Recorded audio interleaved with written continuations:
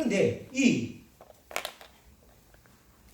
바나바의 조카인 마가가 이런 마가복음을 기록했을 때 교회가 인정을 해주는 이유, 그런 배경이 있다라는 거예요. 그래서 이 마가 요한은 어떻게 보면은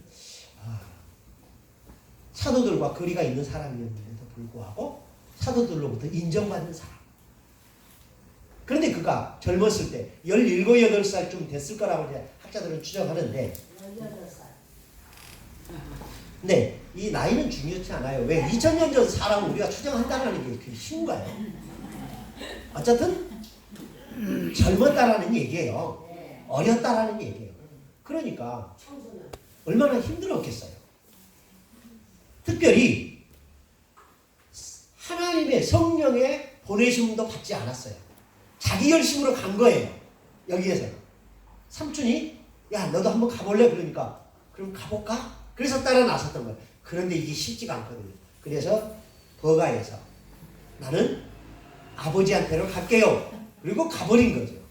근데 이게 바울이 볼 때는 젊은 놈의 새끼가 이 끈기가 없어 이거죠. 근데 여행한다라는 게요 그렇게 쉬운 건 아니에요. 돈 싸질머지고 다니는 건 여행은 쉬워요. 근데 국경을 넘어서 여행한다라는 건 굉장히 어려워요.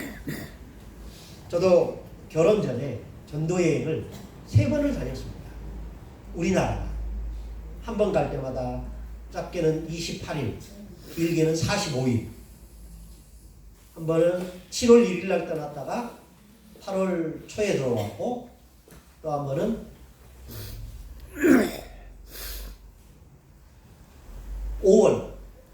4월 달에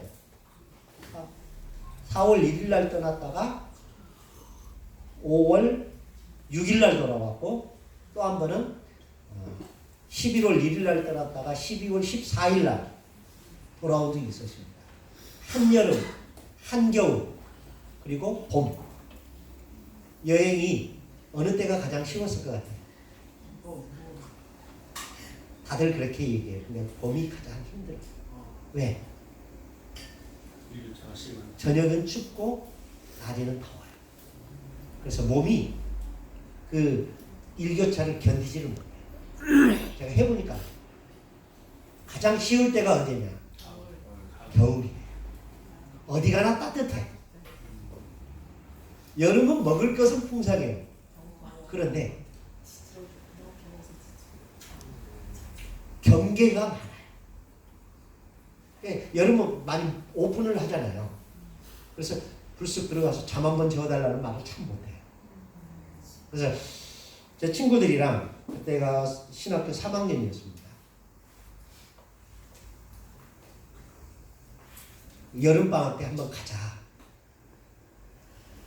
그래서 7월 1일 날 3명이서 자전거를 타고 전국 일주 전도여행을 가자 해서 1학기 시작하자마자 준비를 했어요. 근데 출발하기 일주일 전에 두 놈이 못 가겠대요.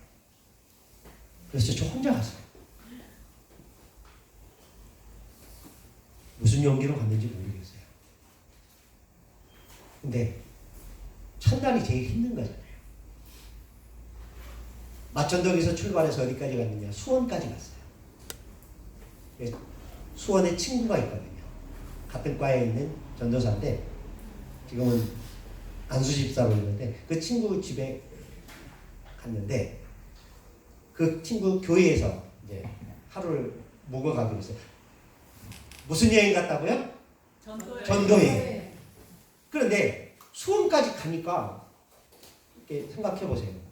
사이클 자전거에다가 전도지 3,000장을 실었어요. 이게 접어서 쓰는 게 아니고 이게 한 4분의 1 정도 되는 전도지 3,000장을 라면 박스 큰 거에다가 실어서 뒤에다가 싣고 먹을 거, 입을 거 배낭 60리터 배낭에다가 담아서 가는 거예요. 수원까지 한 7시간 정도 간 것 같아요. 엉덩이는 아프죠. 다리도 아프죠. 배는 고프죠. 그래서 친구 집에 가서 이제 밥 먹고 이제 교회 가서 잠을 자려고 하는데 그래도 전도회에 왔는데 한 사람한테도 예수 믿으란 말을 못한 거예요. 시간 보니까 12시 되려면 아직 몇 분의 시간이 남아있더라고요. 7월 1일 날. 그래서 전도지 가지고 그 교회 바로 옆에가 공원이었어요. 큰 공원은 아닌데 작은 공원이 있는데 그 공원에 가니까 어떤 아저씨가 신문지 깔고 신문지 덮고 걸쭉하게 이제 술을 드시고 노래하면서 자고 있는 거예요. 노래하면서. 근데 그 시간에 12시 금방 12시 될 건데 한 사람밖에 없는 거예요. 그때 제가 22살이었어요. 얼마나 무서웠겠어요. 그 아저씨한테 가서 베이에다 전도지 딱 하나 살짝 올려놓고 예수 믿으세요 하고 막 도망갔어요. 그리고 교회로 갔어요. 그리고 잠을 잤어요. 그랬더니 마음이 편해요. 전도에 가서 그래서 한 사람에게는 복음을 전했으니까. 그리고 그 다음 날부터는 신이 나서 룰루랄라 하면서 용인으로 갔다가 용인에서 이제 그쪽으로 이제 해서 공주 지나서 전라북도로 지나서 경북으로 지나서 경북에서 장성, 장성에서 광주, 광주에서 나주에서 무안, 무안에서 우리 집 이렇게 해서 이제 38일간 다녔어요. 두 번째 여행은 이제 5월 8일 날 군대 입대 영장을 받아놓고 4월 1일 날 출발을 했어요. 가기 전에 전도 한번 해야겠다. 그리고 5월 6일 날 서울에 돌아온 거예요. 그리고 하루 자고 5월 8일 날 군에 입대했어요. 그러니까 우리 어머니 아버지가 이뻤겠어요? 미웠겠어요? 미웠죠. 그 새끼 군대 갈 놈이 부모 마음 알아줬고 부모님은 군대 간다니까 며칠 전에 와가지고 야 그것 좀 해서 먹여서 보내려고 했는데 내일 모레 군대 갈 놈이 오늘 저녁에 오니까 얼마나 서운했겠어요. 얼굴은 새까맣게 타다 몸 삐쩍 말라가지고 속상하셨죠. 그리고 이제 군대를 갔어요. 그리고 나서 10월 달에 전역을 하고 11월 1일 날 90년 11월 1일 날 또 깎아버리고 전도여행을 떠난 거예요. 그때는 이제 포부가 컸어요. 동해안으로 해서 포항으로 거쳐 부산다가 부산에서 제주도 갔다가 제주도에서 와야지. 그런데 울산까지 가고 말았어요. 왜냐면 울산 지금도 그 교회가 있는지는 모르겠습니다. 공단으로 가는 거하고 울산 시내로 가는 길이 삼거리가 있었어요. 그러니까 며칠 전 얘기 같지만 이게 30년 전 얘기입니다. 90년 그 삼거리에 교회가 큰 교회가 하나가 있어요. 그리고 거기서 한 100m쯤 떨어진 곳에 파출소가 하나가 있었어요. 전도여행 가다가 이게 너무 힘드니까 돈은 없지. 수중에 돈은 없지. 그걸 어떻게 해요? 파출소에 가서 하루만 재워달라고. 그때도 자전거 타고 가셨나요? 네. 하루만 재워달라고. 그랬더니 파출소 이 순경이 정말 재워는 주고 싶은데 여기 경찰이 아무나 재워주면 안 돼요. 그래서 재워줄 수 없다. 그러면서 교회를 소개해 주겠대. 그래서 저 앞에 교회 가보라고.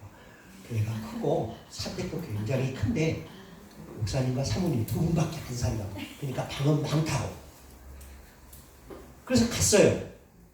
진짜 사택 교회가 큰데요. 사택도 쫙 이렇게 팔각형으로 지어진 것 같은데 이렇게 2층, 3층이 1층은 벽돌로 해놨고 2층하고 3층 집인데 2층, 3층이 다 유리로 되어 있는 거예요. 근데 그 유리가 이렇게 통유리가 아니라 손바닥만한 유리 있잖아요. 예, 조그맣게 해서 붙여놓은 그런 유리. 그러니까 빛은 나오는데 안에 있는 사람의 형태는 안 보여요. 그런 유리로 사면을 다 해놓은 원형 같은 집 같기도 하고 팔각형 같은 집 같기도 한 그런 집. 굉장히 잘 지어놓은. 근데 가서 하룻밤만 재워달라고 그러니까 방이 없대요. 그런데 거기다가 저 파출소에서 두 분만 사시고 방은 많다고 그러는데 이 말을 못하는 거죠. 그래서 방이 없으세요. 알겠습니다. 그리고 다시 왔어요. 어디로? 파출소. 그랬더니 그 파출소 주인이 아니라 순경이 그 집 방 많은데 그러면서 자기가 여인숙에 저를 데려간 거예요. 그때 여인숙 값이 2,500원이었어요. 그러니까 여관이 아니에요. 여인숙이에요. 이게 배낭 놓고 짐 놓고 나 딱 다리 뻗으면 잘 수 있는. 지금 뭐 고시원 정도 크기인 것 같아요. 그런 방 얻어주는 거예요. 하루. 그러면서 5,000원을 나한테 주는 거예요. 2,500원 그거 내고 2,500원 내일 아침 밥이라도 먹어라. 그런 거겠죠. 근데 그래서 이제 감사하게 들어갔어요. 그리고 나서 씻고 성경을 읽고 있는데 어젯밤에 경주에서 잤거든요. 경주 아시죠? 근데 거기에 갔더니 서문교회라는 교회가 있어요. 지금 있는지 없는지 모르겠어요. 근데 그 교회 갔더니 수요일 날이었어요. 예배를 드리고 근데 그 교회에서 목사님이 설교할 때 너는 가난하다. 그러나 실상은 내가 부자다. 이 설교를 하는 거예요. 이 요한계시록에 나온 7교회 가운데 한 교회 가지고 그래서 은혜를 받았어요. 그리고 내려와서 이제 잠자리를 찾으려고 하는데 자전거가 펑크난데 들어갈 때까지는 괜찮았거든요.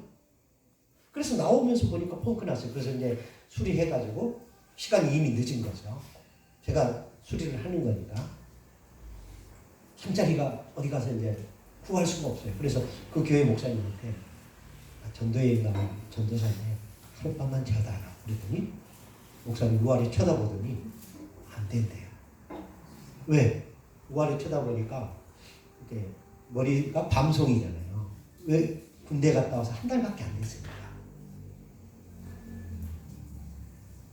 그래서 보통 군대에 전역할 때 머리를 기는데 저희 부대는 그때 사고가 있었어요. 그냥 머리를 FM대로 깎아서 전역을 시켰어요. 그래가지고 이제 한 40일, 45일 정도 지난 후였으니까 이렇게 가다가 머리 다듬을 형편도 안 되고 그래서 이제 밤송이 된 그 머리를 전도여행 다니다가 그 교회에서 하루만 재워달라고 했더니 목사님이 우아로 쳐다보더니 신분이 불분명하잖아요. 그래서 안 된대요. 그래서 안 하고.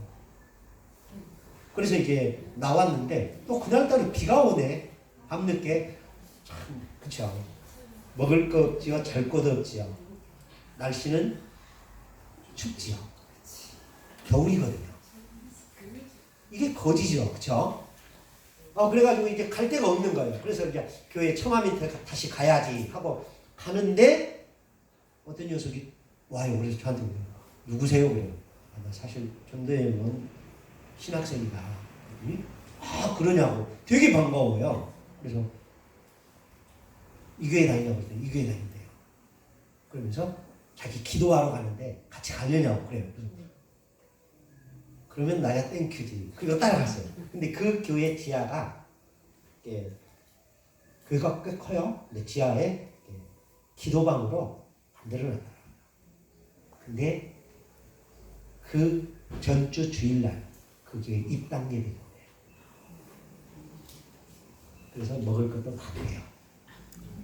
그러면서 이제 같이 이제 수요일 날 저녁에 같이 기도하고 이야기하면서 새벽까지 서로 둘이 이야기한 거예요. 그 친구가 먹을 것도 교회 냉장고에 있는 거 많이 갖다 줘서 먹고, 그리고 아침에 일어나 보니까 그 친구가 없어요. 그래서 이제 자전거 타고 이제 울산까지 간 거예요. 그리고 나는 이제 잘 곳이 없어서 파출소 갔다가 교회 갔다가 다시 파출소 갔다가 여인숙에 간 거예요. 그리고 여인숙에서 씻고 성경책을 보는데 그때 큐티집이 있었거든요. 그 큐티집을 딱 열어보니까 봉투가 하나 있는 거예요. 전도사님, 어젯밤에는 정말 제게 도전이었습니다. 가시는 길에 식사라도 하십시오. 그리고 2만 원을 넣는 거예요. 예. 30년 전에 2만 원이에요. 예. 그래서 이제 그 친구 이름도 몰라요. 성도 몰라요. 나이도 몰라요. 아무것도 몰라요. 그래서 이제 그 친구랑 헤어지고 그렇게 자고, 그 다음날 이제 부산 쪽으로 가서 전도하다가 이제 제주도까지 가야지라는 생각을 하고 있었는데, 그 다음날 아침에 딱 일어나서 친구한테 전화했더니 그 친구가 큰일 났다고 해요.